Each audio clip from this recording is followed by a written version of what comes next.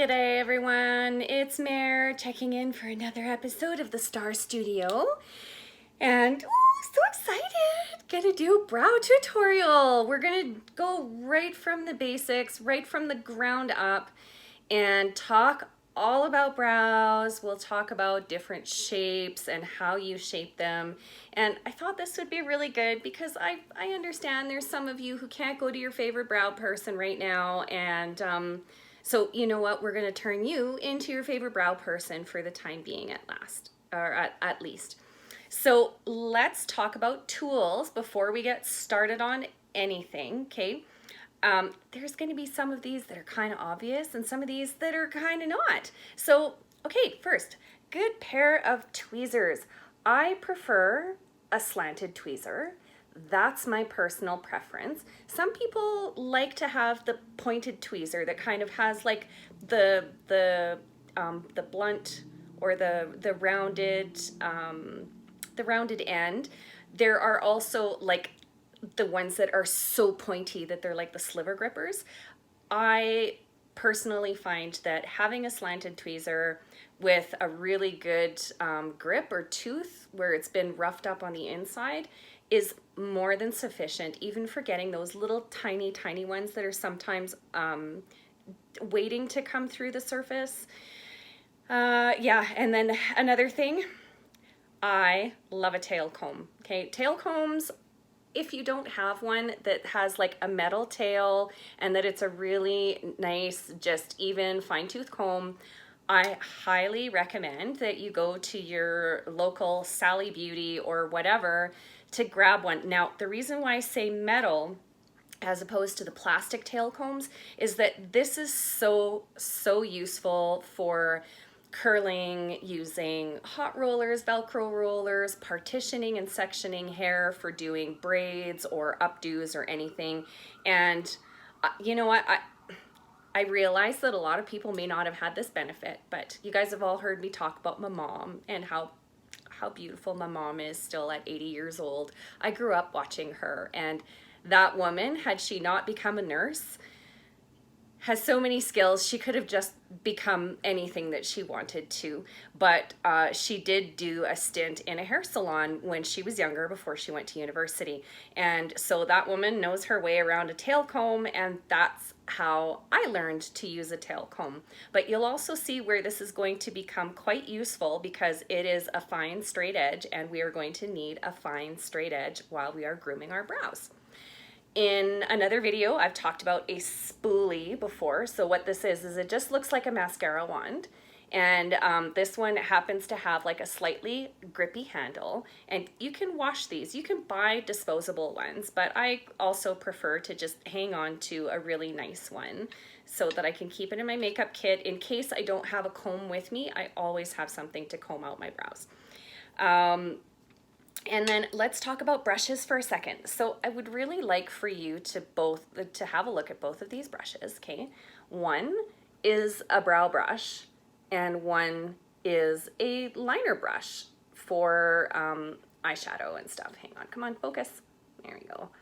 So this one is the brow brush, and how you can tell the difference between a brow brush and a liner brush is that these bristles are very stiff. Okay, so you put your finger on it and it feels kind of, you feel the end of the bristle because it doesn't have a whole lot of give. This is suitable for doing your brows, okay?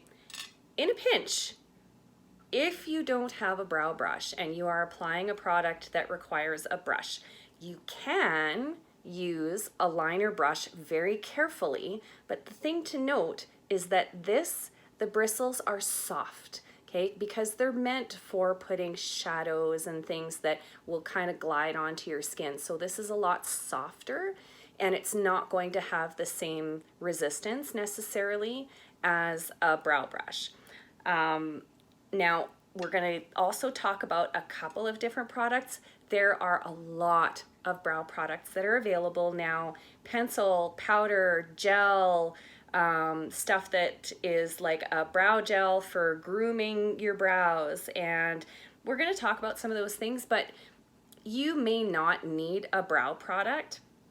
And I'll tell you why. If if your brows grow in really nicely, like you have a fairly heavy brow or you do have a lot of hair that grows in that area, chances are through proper grooming from day to day, you may not want to use a brow product. And it looks a lot more done up when you have your brows done. I'm not going to give you an Instabrow tutorial like what the Insta models on Instagram have, because that's not my specialty. They look beautiful, and a lot of women and youthful women, as well as women who are a little bit older, getting closer to my age, still really, really love that look. I'm not against it. It's makeup.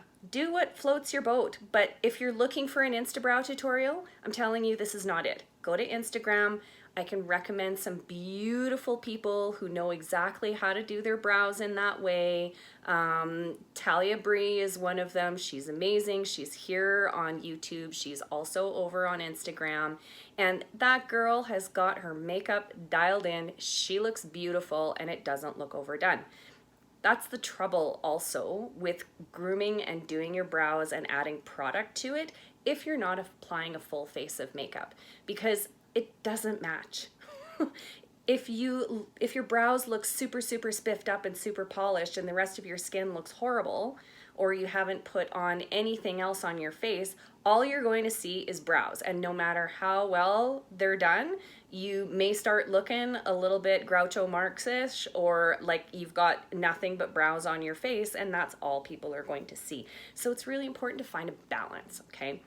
If you have really thin, sparse brows, I'm actually going to be posting a makeup tutorial that I did with my girlfriend Steph. She has very little natural eyebrows. They just don't grow. They've always been that way her whole life, so it's not a result of over tweezing or waxing or anything like that. She's just always had very naturally thin brows.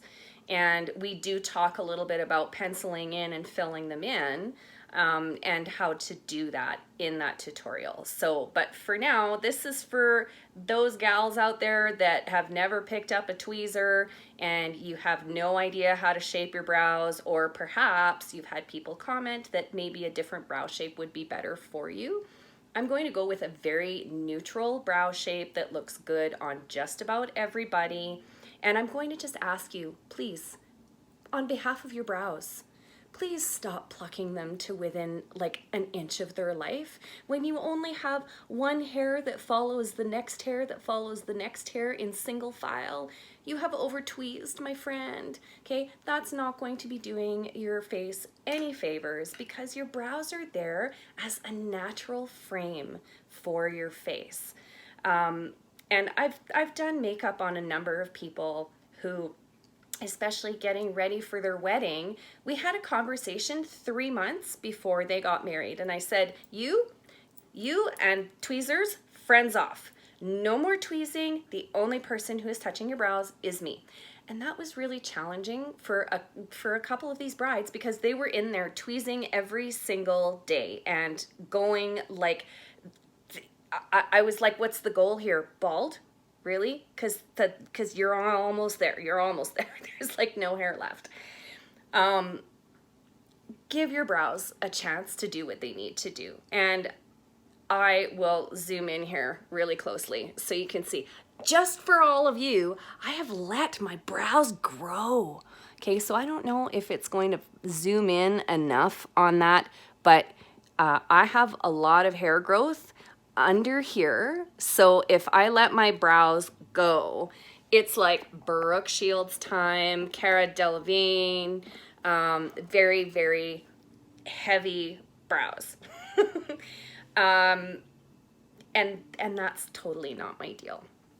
Oh, just a couple of other honorable mentions for products and things that I have here on my little table in front of me. Cotton buds, essential. Whenever you're doing your makeup, you know, you can snip these in half. You can, I don't know, you can try breaking them in half, but using scissors is much more effective. So then you're only using half of it and you're not having to throw away an entire cotton bud when you're done.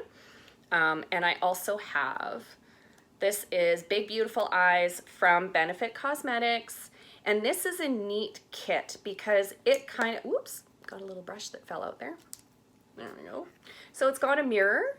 This is a concealer, okay, and then it's got 2 shadows, and then it has a fairly dark brow powder. I have dark hair right now, but my brows, it's funny. When I'm blonde, yeah, they're darker than when I'm blonde, but when I'm darker like this, my brows are just slightly lighter naturally than my hair color is. So putting a dark color like this works better for me as eyeliner than it does to shape my brows. The concealer is really handy to have in a little kit like this, because if you just want to have something you can pop in your purse and go, it's beautiful.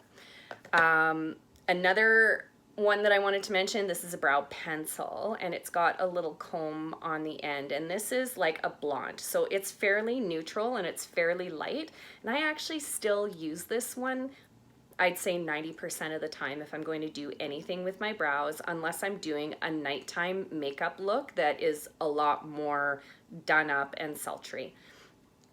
And then there's also this pencil that's very cool. This is called the Brow Gal, and one side has a natural kind of finish, and you can actually use it as lip liner or concealer if you needed to in a pinch. And this side, you can see it has more of a gold tone. It looks very gold in on camera, but when you just look at it naturally, it just kind of is a neutral color. It's nude and it has a little bit of shimmer, which is good for highlighting.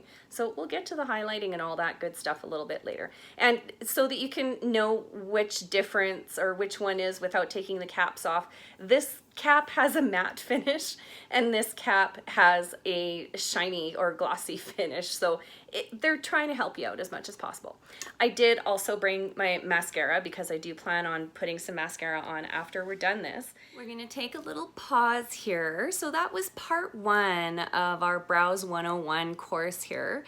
And I'm just gonna come back in part 2 to discuss the actual shaping and the tweezing. And then in part 3 of this tutorial, we're gonna go over adding some product and just kind of finishing a really simple and natural no makeup look. So if you've liked part 1, be sure to give us a big thumbs up and subscribe. Don't forget to hit that notification bell so you know exactly when the next video is going to be coming up. So today I'm just signing off. Thanks for joining us with the Star Studio, and it's Sick Mom checking out.